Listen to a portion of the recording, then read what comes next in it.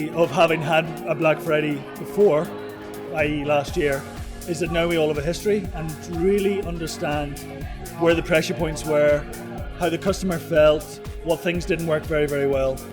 And at its heart, it was a day when a lot of websites didn't perform. They weren't fast enough, they didn't function, they crashed. It was a day when the carriers really had issues with their capacity and really hadn't thought very much about the level of demand and how they would handle the demand.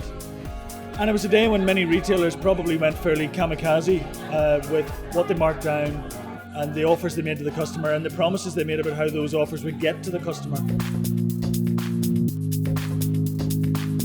So what we all have this year is that history pocketed, and we are able to make informed decisions about what is the service promise to the customer, what inventory are we going to use, and how are we going to make sure that our websites and our operations actually function, given the demand that we now understand that we have.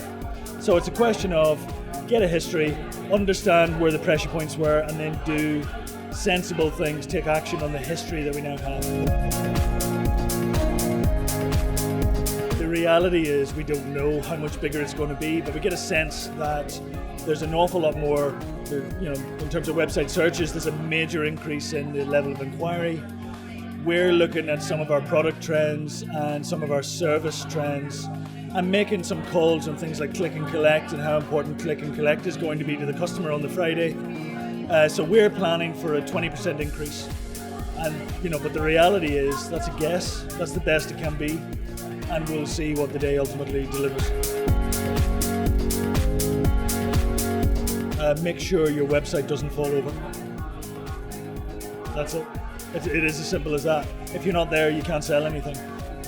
And there were just too many people last year with 40-minute waits on websites or no website. And so I would say the key thing is be available for the customer, because the customer is absolutely wanting to buy product from you that day.